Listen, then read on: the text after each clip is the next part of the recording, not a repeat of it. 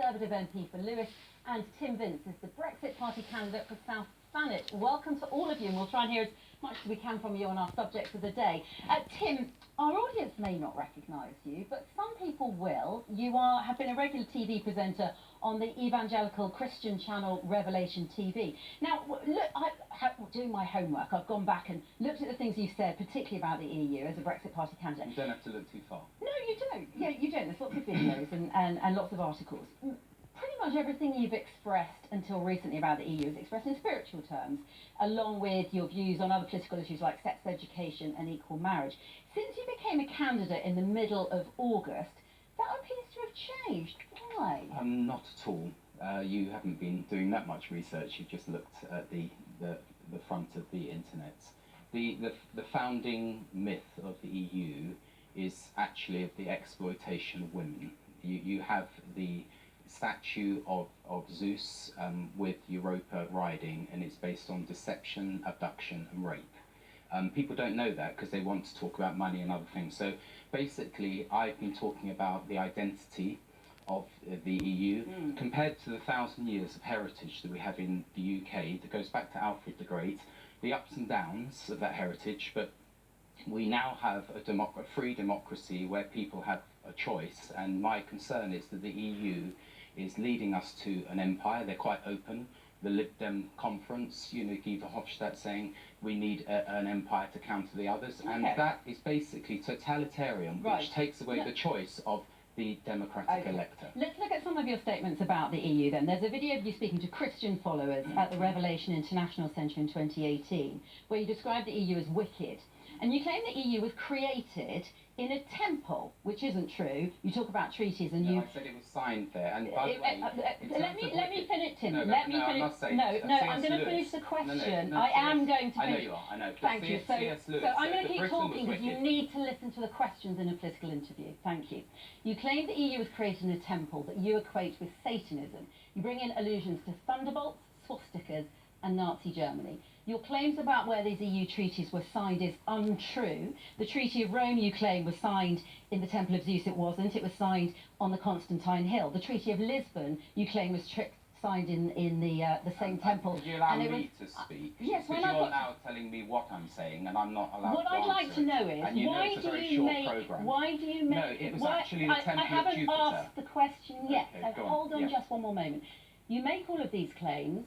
I want to know if you're going to bring these claims into the general election debate in South Thanet. Well, people can ask me, and you're choosing to focus on this, but the EU was signed, the Treaty of Lisbon. The Treaty of Lisbon was signed in Lisbon, the clue's in the title.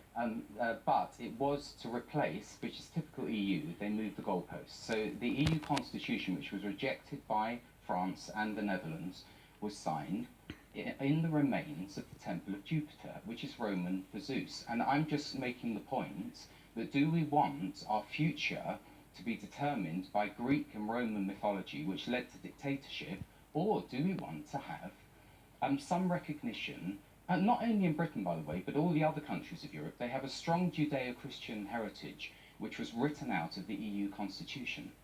The preamble to the Constitution talks about religion generally so as to include as many religions as possible, not exclusively your take on Christianity.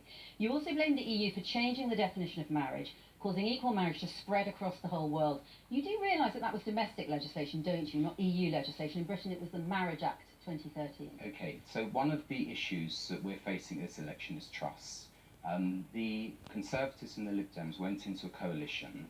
There was no mention whatsoever of the redefining of marriage, and yet in the election manifestos or in the coalition agreement.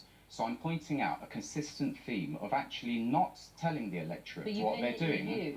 Yes, because the EU is not democratic, and they do not actually... So you're blaming the EU for domestic legislation? Look, it was spread around. Well, you need to do more research to look at, yes, to see that they have a secular humanist.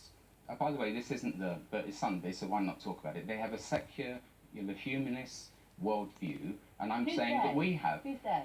The EU constitution is secular humanist. It doesn't. Okay. They might bear reference to religion myths. The EU is a peace project. The EU is there to support people to be and to have their own freedoms.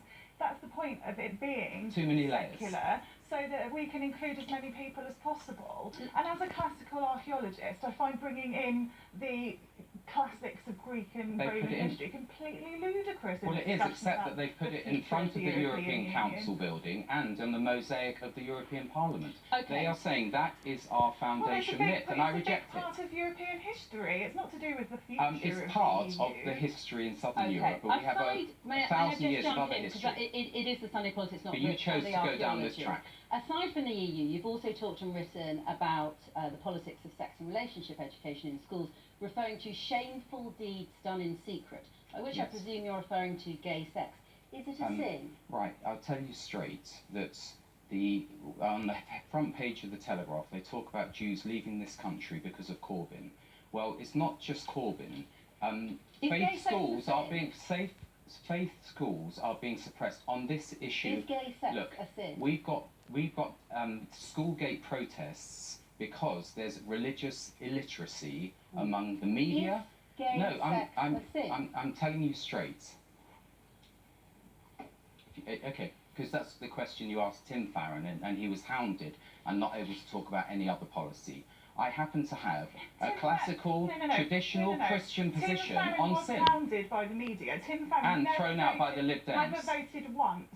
And thrown out by the Lib Dems. Hannah, if you could just pause for a moment. I think it's something that the people of South Thanet might like to know is when you refer to shameful deeds done in secret, are you referring to gay sex, and is it a sin? I think that one day everything hidden will be brought to light. And my life, your life, all of our lives, and things that are cooked up, let's say in the EU, will eventually come to light. But the problem is we only have a short chapter of 6 weeks where you should be scrutinising Boris Johnson's deal. Because at the end of the day, if you don't, you'll be failing as an impartial media. Thank you so and much for your continually advice. attacking Christians is not the way to do it. I'm not attacking you. I absolutely every right to your beliefs, completely. I was told that I would be asked about my background. You haven't asked me at all about my background. Well, perhaps we could bring the so other you're guests trying in. to caricature me. Okay, we'll leave the viewers to make a decision about whether you've been caricatured this morning. Rosie.